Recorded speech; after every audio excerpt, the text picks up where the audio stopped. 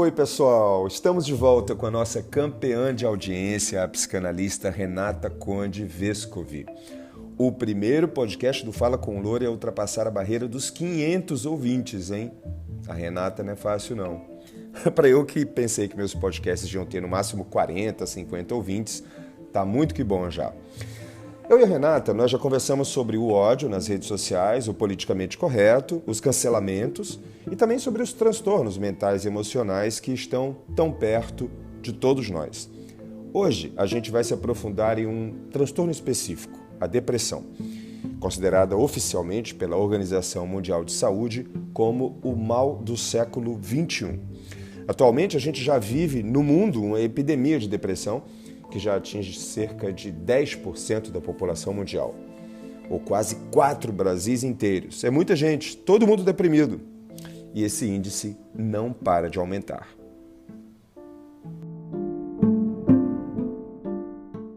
Renata, esse é um momento sempre muito esperado por mim e acredito que dos nossos ouvintes também, por todos os feedbacks e comentários que eu recebo e que te retransmito sempre, né?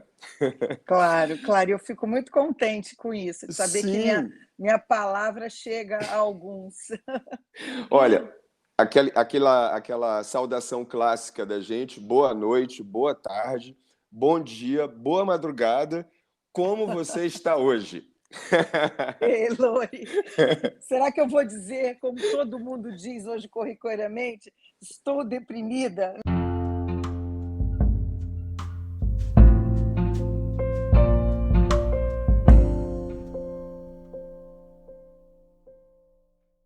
Eu vou, Renatinha, para facilitar, né, eu vou definir depressão, eu não, a Wikipedia, né, a Wikipédia, enfim, e logo de cara, assim, para a gente ter um conceito, né? Eu vou passar a vassoura de pelo, digamos assim. Aí você vem com o aspirador, verificando os cantinhos e nos situando com mais precisão e, principalmente, nos aprofundando um pouco mais nessa doença. O que você acha dessa proposta meio podcast, meio faxina? Tudo... Ótimo, vamos lá. Se eu estiver à altura da tarefa. Lembrando, só queria lembrar os nossos ouvintes, e a você também, que eu sou psicanalista. Então, o campo discursivo, o campo teórico meu é da psicanálise, embora eu trabalhe muito próximo da psiquiatria, né? Mas vamos lá. Eu vou tentar fazer um pouco dessas Perfeito. diferenças. Não, bora lá então, beleza. Bom, definição da depressão estilo Wikipedia. Abre aspas. A depressão é caracterizada como uma doença psiquiátrica crônica que causa tristeza profunda, amargura, falta de esperança, baixa autoestima e culpa. Alguma culpa, né? Das coisas que você fez ou deixou de fazer por você ou pelos outros. Eu O que diria pode... muita culpa. Muita culpa, né? Sim. O que pode desencadear outros problemas, como afetar a alimentação, o sono e por aí vai. Pronto. Essa é a definição, conceito Wikipedia. A minha participação acaba aqui. Muito obrigado. Daqui para frente é contigo. É uma boa definição, tá? É uma definição que descreve os fenômenos, né, da depressão. É isso que chega aos consultórios de psiquiatria e chegam também aos consultórios de psicanálise. Eu diria que o depressivo é esse que tem muito medo de sustentar na vida o seu desejo, né? Então, diante do viver, digamos assim, que não é fácil para ninguém, né? Você precisa lidar com as adversidades da vida. Digamos que o depressivo, ele, para não enfrentar as dificuldades, os limites, as impossibilidades, as pedras no caminho da vida, ele recua para uma posição depressiva. É aquele que tem um pouco medo do desejo. Você vai me falar assim, mas todo o ser humano tem um pouco isso. É verdade, né? É verdade. O problema é que esse campo da depressão, ele foi vastamente, digamos assim, representado ou acolhido pelo campo da psiquiatria, pelo viés da medicação, né?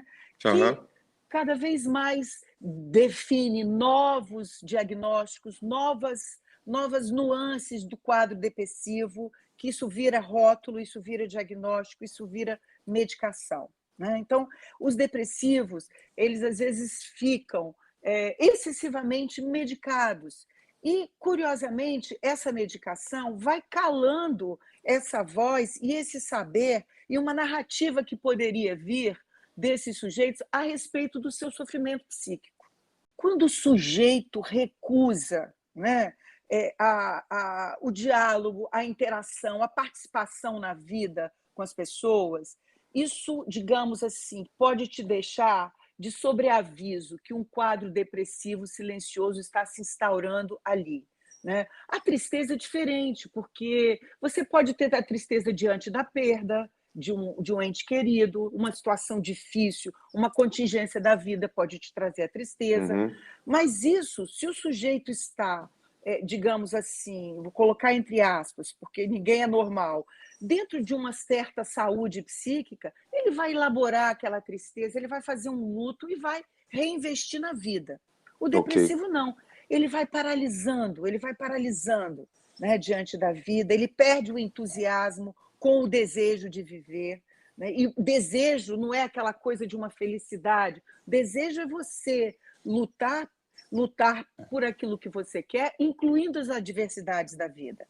E o sujeito, dentro de um quadro depressivo, tomado por esse fenômeno da depressão, ele tem medo do desejo dele. Então, ele recua diante disso, né? Começa a fazer um certo isolamento da vida. Por quê? Sobretudo nos tempos de hoje, e por isso a depressão é considerada um sintoma social dos tempos modernos. Nos dias de hoje, nós estamos sendo convocados cada vez mais a respondermos na urgência do tempo, né? É aquilo que é. Hoje, o que nos demanda é o para ontem, aquilo que é para ontem, né? A nossa exigência de estarmos em conformidade com aquilo que nós julgamos de felicidade e bem-estar, sermos bons consumidores, estarmos felizes, darmos respostas a todas as exigências de prontidão, né? Então, o tempo hoje é a urgência.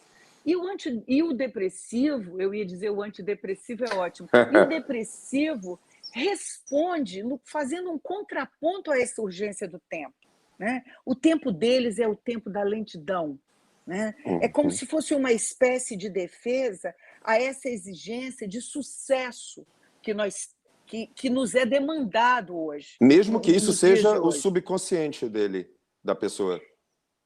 Não é consciente isso, é? Muitas vezes, aí é um jogo, né, vamos dizer assim, entre a consciência, porque ele tem até alguma consciência disso, mas ele não entende a lógica inconsciente disso. Ele não tem o saber sobre o que se passa aí. Por isso que não adianta somente medicar. É preciso dar voz a esse saber que ele traz e que ele desconhece. Na medida em que você dá voz e ele introduz uma narrativa sobre a sua história, ele vai entendendo a lógica, né, da sua posição depressiva. Né? Por que ele ficou tão inibido diante da vida, por exemplo? Aonde isso se perdeu? Né? Mas eu estou me atendo um pouco ao fenômeno da depressão, porque hoje todo mundo se diz depressivo ou ansioso, né? Sim. Você escuta isso como se fosse uma linguagem comum. Então, o que isso está dizendo? Digamos assim, diante dessa urgência, desse tempo para ontem, de você ter que ser feliz e eficiente a qualquer preço, o depressivo faz uma resposta, talvez inconsciente, se colocando impotente, lento em relação a isso. Isso porque ele sente muita angústia para responder a esse jogo de exigência da vida. Ele se sente impotente. E quanto mais ele se vê diante dessa, ensaiando responder a isso, e ele fracassa, né? Porque ele precisa fazer esse trabalho psíquico com ele mesmo, de entender a lógica inconsciente disso, o que se passa? Ele se inibe cada vez mais e se culpabiliza. Então, por isso que a definição da Wikipedia é a culpa. E é uma culpa cruel. Ele se pune, ele se cobra por não responder a essas exigências, né, do social, ou da família, ou dos amigos, porque ninguém tem muita paciência com o depressivo, né? Vamos correr, a vida exige isso. Então, ele se sente cada vez mais culpado. O super-eu dele, é um termo da psicanálise, que é essa lei feroz que a gente carrega, é 3 vezes mais feroz do que o que a gente traz. Entendi. Então, ele se castiga, ele se mutila para não sair do lugar. Porque, às vezes, o sujeito prefere a culpa ao desejo de lutar pelo aquilo que ele mais almeja na vida.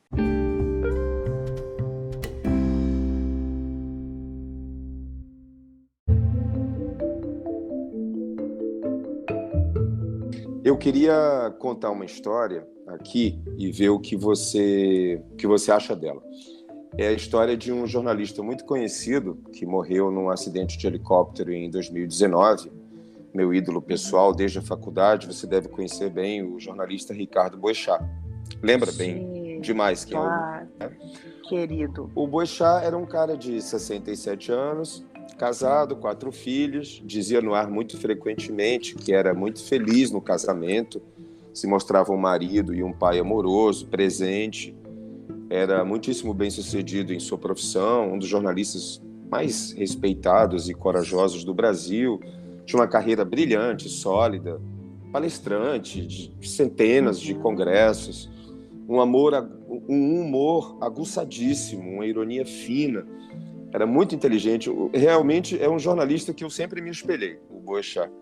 Eu lembro que chorei para valer quando ele morreu, até porque foi algo brutal, né? Um acidente de helicóptero e tudo. Bom, um belo dia, o Boechat, com toda essa vida perfeita, entre aspas, né, que eu descrevi agora, bum, deprimido, né? O Boechat se afasta da TV, se afasta do rádio, se afasta de todas as transmissões, das conferências, das palestras, ou seja, se afasta de tudo que ele fazia, pelo menos publicamente. E aí a gente pensa, né? Será que a gente pensa que a depressão nunca vai atingir uma pessoa como era o Boechat, pelo menos aparentemente feliz? O que é que pode ter sido isso? Desequilíbrio químico, assim do nada? Não diria isso, né? Foi muito bom o exemplo que você deu, tá? Primeiro, faz pensar assim, né, que a depressão, um estado depressivo que pode acometer qualquer um de nós humanos, né? Isso faz parte do humano, da dor de existir, né? Uma determinada contingência na vida, uma perda inexplicável que às vezes não aparece no laço, na esfera pública, no laço social, né? Pode produzir um quadro de depressão, de inibição e de paralisação diante da vida, né? Mas o sujeito pode ter recursos, né, com a medicação bem prescrita e o que eu chamo de um trabalho de luto, né, que nada mais é do que um trabalho de elaboração, porque a gente está perdendo as coisas todos os dias, embora a gente não queira perder. Então, é um trabalho de elaboração, o sujeito se desloca desse quadro depressivo. Uma determinada contingência que para mim pode soar como uma bobagem, mas que para aquele sujeito com todo o seu brilhantismo, como você bem descreveu, representa um buraco profundo e o sujeito deprime, né? O que nos faz pensar que de perto ninguém é normal, todo mundo tem as suas dores de existir. Eu não sei o que se passou com o Boechat, pode ter sido uma tristeza profunda. Não, os médicos na época falaram de exaustão, que foi extremo estresse, ele vinha trabalhando demais, muita tensão, e aquele cansaço foi se tornando muito intenso e foi levado a um colapso. Isso, na época, foi o que foi dito, a exaustão pelo trabalho, como se fosse quase um burnout. E você me fez pensar uma coisa aí do herói da contemporaneidade. Às vezes você é tão devorado pelas demandas de trabalho, de urgência, de dar conta, que às vezes a depressão, vamos dizer assim, é a nossa forma de defesa psíquica. Para não ser totalmente engolido, eu deprimo para me proteger, para sobreviver, né? Porque o sujeito responde a essa exigência de sucesso e de excesso de trabalho, fazendo um quadro depressivo, né? Até uma proteção, digamos assim, um aviso de incêndio, né? Aquilo que eu estava me referindo. Você às vezes vai numa velocidade tão grande, fazendo milhares de coisas e correndo para dar conta, para ser eficaz, e de repente você encontra um poste pela vida é ótimo, um poste na sua frente, você para. E aí você deprime, você se pergunta, qual o sentido de viver assim? Né? E pode ser uma saída interessante, um momento fértil. A gente tem que entender isso até como um momento fértil, de ressignificar valores, de reconstruir novas formas de vida, né? Isso é legal. Quando ele voltou, eu lembro, 15 dias depois da grande crise, né, ele ficou afastado assim, ele abriu o jogo, deu uma entrevista, né, e contou tudo que se passou com ele, deu um depoimento, e esse depoimento, na época, teve mais de 16 milhões de visualizações e acessos, foi uma coisa imensa em muito pouco tempo. Tanto é que 3 anos depois, a Escola de Psiquiatria da USP premiou o Boechat, porque aquele depoimento mudou o patamar do conhecimento público do brasileiro em relação à depressão. Por que eu estou contando tudo isso?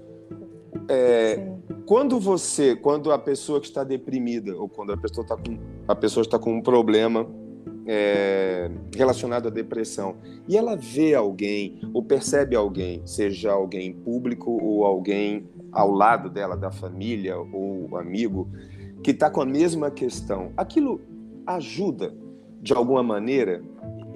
E como? Sim. Pela observação? Ajuda. Pela identificação.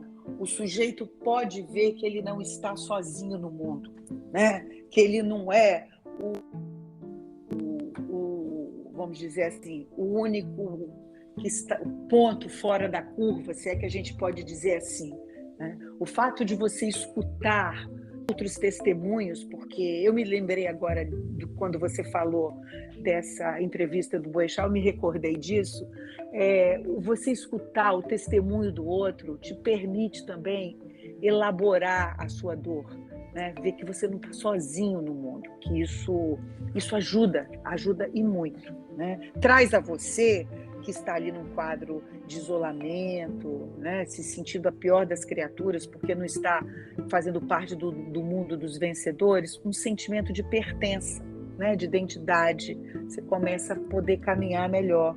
É o que fez também um autor, que é um jornalista, Andrew Solomon, um americano, escreveu um livro muito interessante, O Demônio do Meio-Dia, uma anatomia da depressão. É um testemunho vivo do como ele conseguiu elaborar, né, algo sobre a sua depressão num trabalho de análise, mas usando a medicação. Ele vai mostrando que uma medicação não resolvia, funcionava por um tempo, daqui a pouco ele tinha que pular para outra. Era um quadro grave de depressão, digamos assim, uma depressão clássica.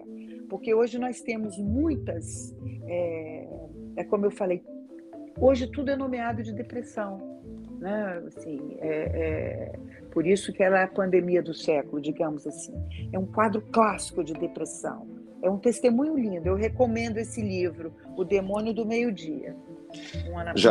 Já está anotado. Vou colocar no card do nosso podcast o primeiro livro que você falou e esse agora também. E você sabe que o Demônio do Meio-Dia é o demônio da...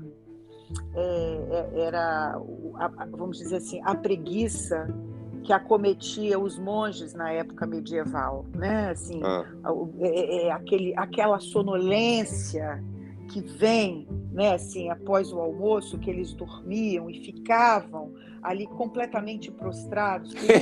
Esse é o demônio para todo mundo, né? Para todos, mas qual é o pulo do gato que esse autor quer dar? E outros autores muito interessantes trabalham o demônio do meio-dia como esse demônio que acomete, que invade ali, traz o quadro depressivo.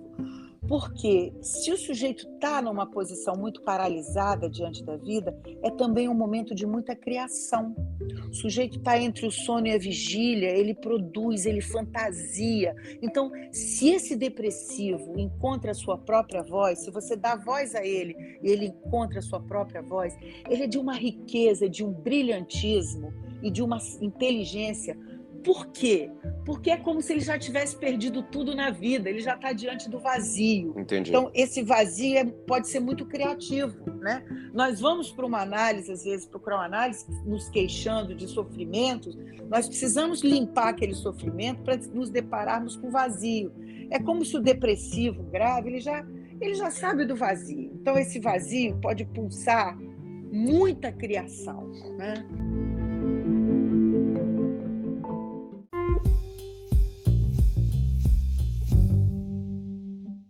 Eu vou pedir licença a você agora Claro. e aos nossos ouvintes para reproduzir aqui um palavrão, porque ele é contextual, né? Ele é imprescindível para que ele seja dito, para que a gente tenha uma compreensão completa da situation.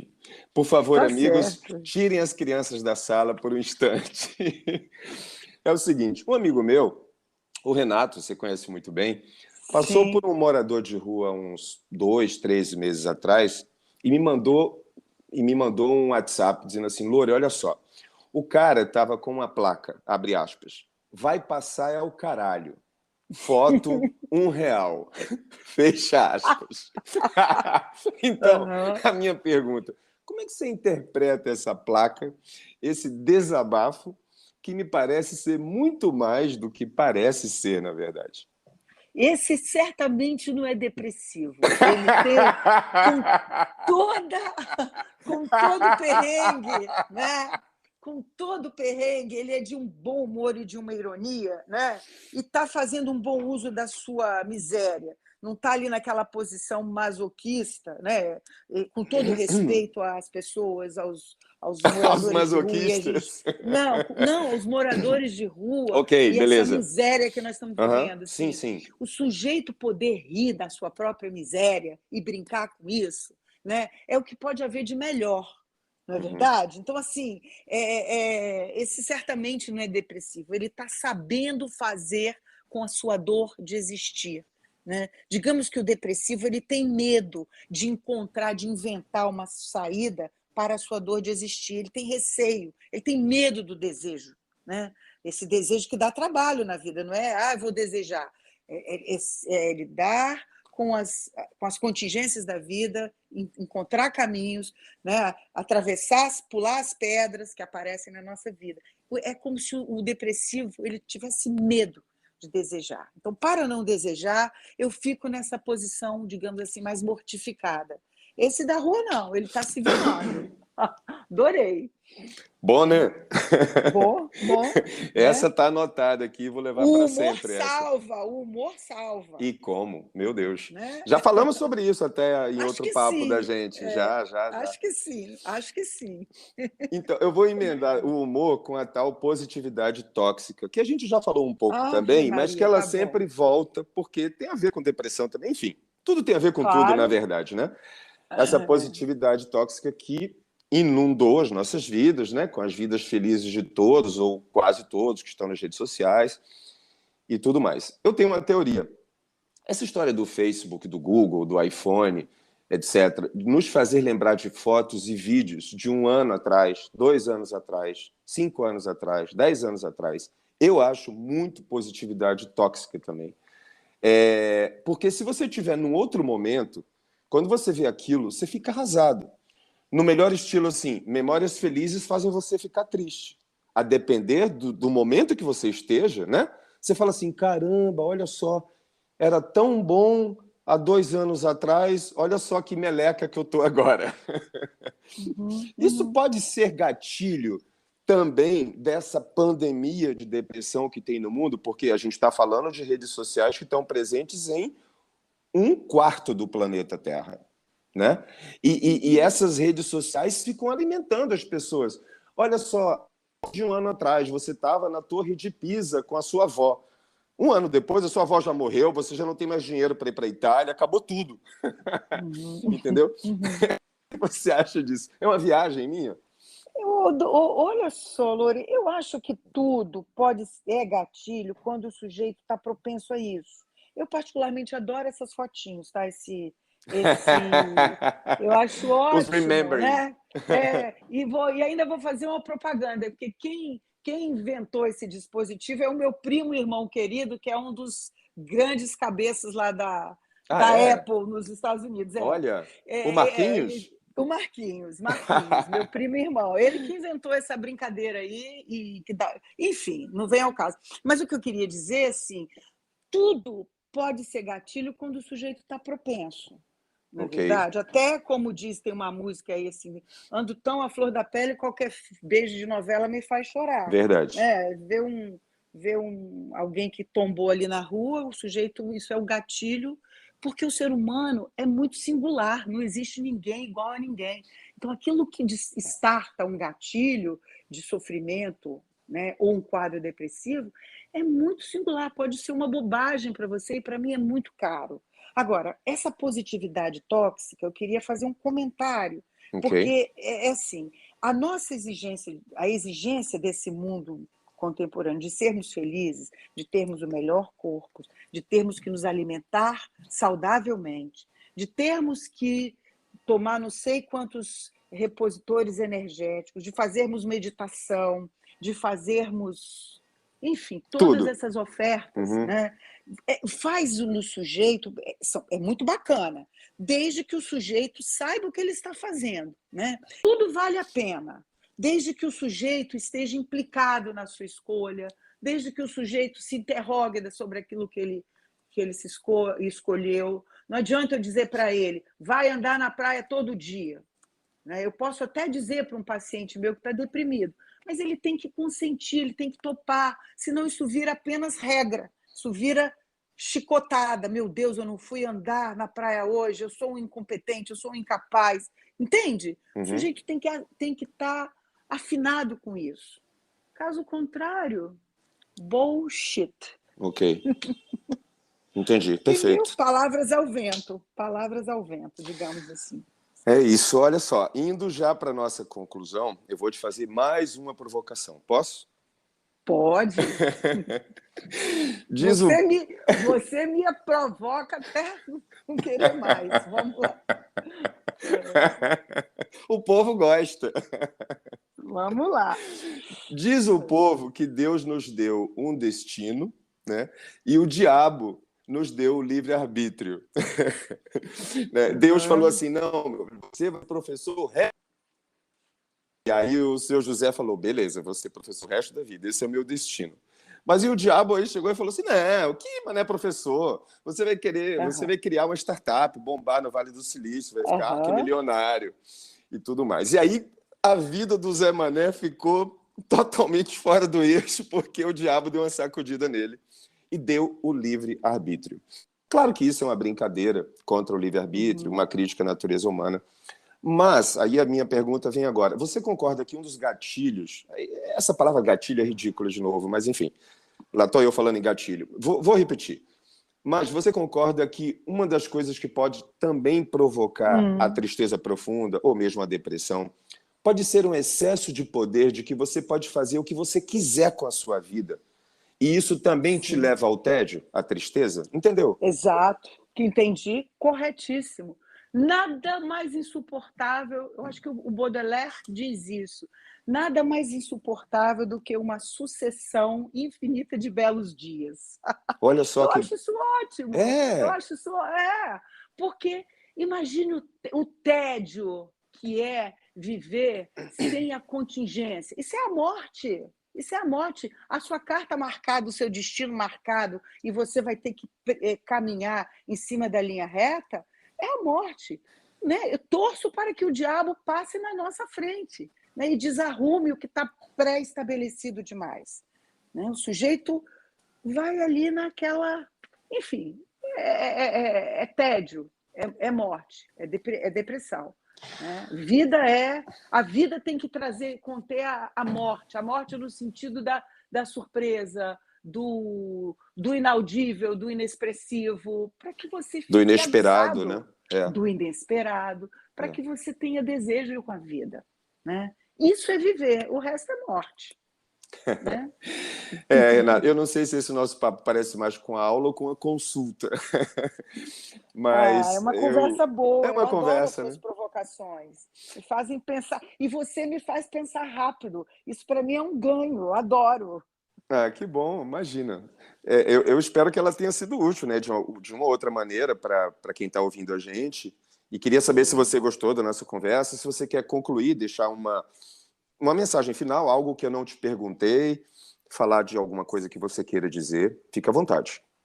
Sim, bom, eu mais uma vez quero agradecer a oportunidade que você sempre me dá para partilhar aqui um pouco da minha experiência, né, do campo da psicanálise.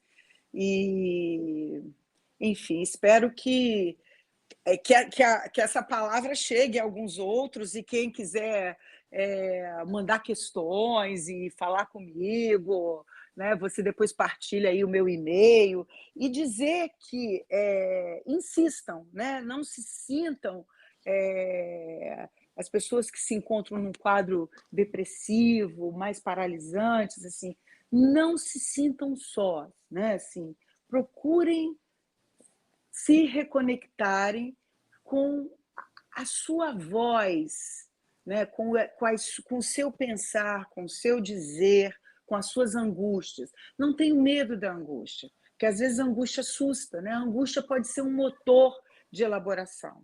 Então, não se sintam sós, escutem a voz do seu inconsciente, que não é nenhuma caixa de Pandora o inconsciente. É a própria linguagem, é o discurso, né? Então, aquilo que te fica ali formigando nos seus ouvidos, aquilo que você vai dizer uma palavra e aparece uma outra, esses lapsos, isso é o inconsciente. E às vezes por esse curto-circuito, por esse diabinho que entra aí na nossa linguagem, a vida se revira. Né? Então, quero te agradecer mais uma vez, Lore, a oportunidade, dizer que é uma honra falar com você. Você me põe a pensar, você me instiga, você me convoca ao trabalho, e eu adoro. Ah, eu também adoro. É isso aí, pessoal. Essa é a Renata Conde Vescovi, psicanalista da Escola Lacaniana de Vitória, sempre aberta à diversidade de opiniões, aquela profissional que paga para entrar num debate inteligente, paga para continuar nele até o final. Muito obrigado, Renata. Muito obrigado mesmo, mais uma vez, por tanta lucidez, tanta abertura, né? A sua voz, o seu conhecimento são um privilégio.